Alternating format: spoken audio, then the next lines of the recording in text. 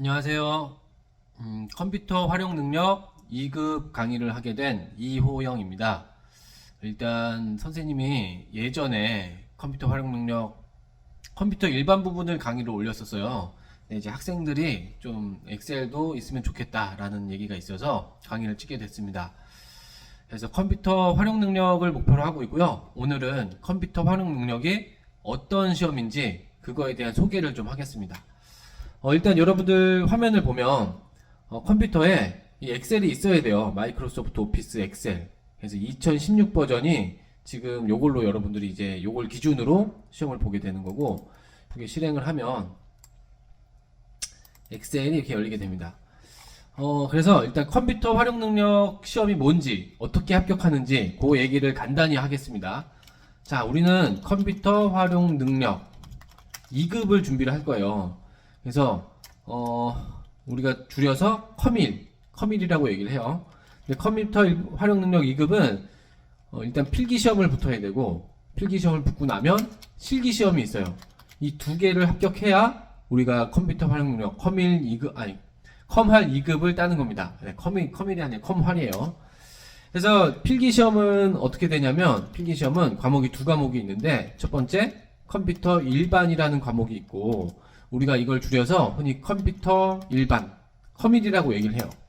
두 번째 과목은 스프레드시트라고 얘기를 하고, 스프레드시트. 네. 그래서 이거를 우리는 흔히 엑셀이라고 얘기를 해요. 그래서 이 두 과목의 시험을 보게 되는 거고, 한 과목에 20문제씩을 봐요. 그래서 한 과목당, 한 문제당 5점씩이에요. 5점씩. 그래서 총 100점 만점. 똑같아요. 커밀과 엑셀이 똑같아요.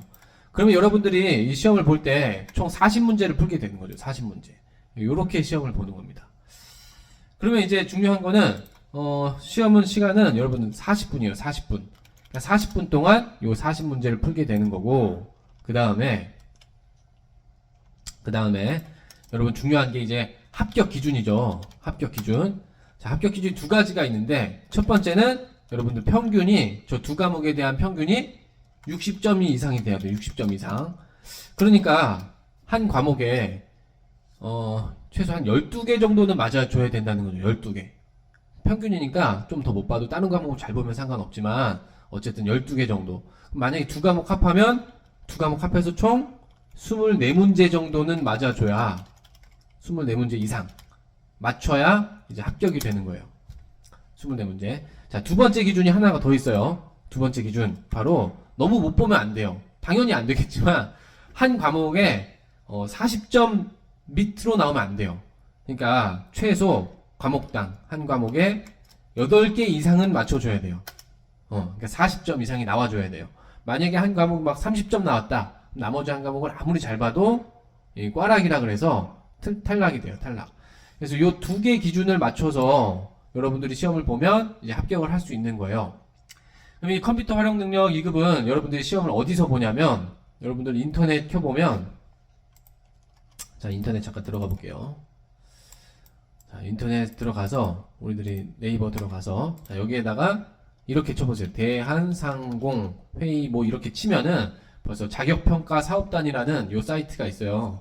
여기 딱 들어가서 여기 첫 번째 나오는 요 사이트를 클릭을 해주면 여기에요. 여기에서 이제 회원가입하고 개별 접수 해서 본인이 집에서 가까운 때랑 시간이랑 잘 골라서 접수를 하는 거예요. 접수비는 한 19,000원 정도 되는 걸로 알고 있고, 그 다음에 인터넷으로 접수할 때 1,200원 정도가 수수료로 붙어요. 그래서 한 2만원 정도. 잠시만요. 엑셀 화면으로 다시 돌아가서 대략 한 2만원 정도.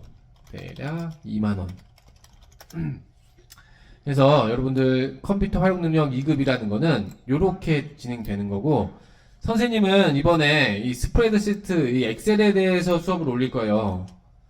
요거에 대해서 이제 선생님 강의를 쭉 올릴 거고, 이제 학생들이 또 요청하면은 이 컴퓨터 일반도 좀 옛날에 찍어놨던 강의가 제 채널에 있지만 좀 업데이트 할 생각도 있긴 있습니다. 그래서 그건 반응 봐서 하려고요. 그래서 요거를 우리 같이 공부를 할 겁니다. 자, 그러면 이제 공부하는 거는 알았어요. 컴퓨터 활용 능력, 이런 거구나. 그럼 이 선생님 수업을 할 때 뭐가 필요하냐면, 사실 필요한 거는 없어요.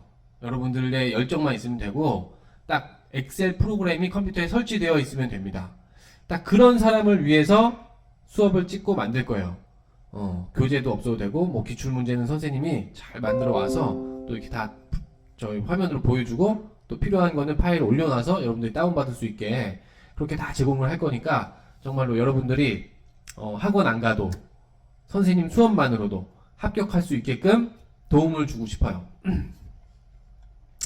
자, 그래서 선생님 수업에 대한 얘기를 잠깐 정리를 하면은, 자, 기왕이면 여러분들이 실기를 볼 때도 엑셀로 시험을 봐요. 그래서 기왕이면 엑셀을 자꾸 많이 써보는 게 좋아요. 써보는 게. 그래서 선생님은 필기를 이 엑셀로 할 거예요. 엑셀로. 그래서 샘플을 좀 보여줄게요. 선생님이 지금 수업을 조금 준비해 놓은 자료들이 있는데, 이런 걸 보면, 자, 데이터 입력에 대한 거다.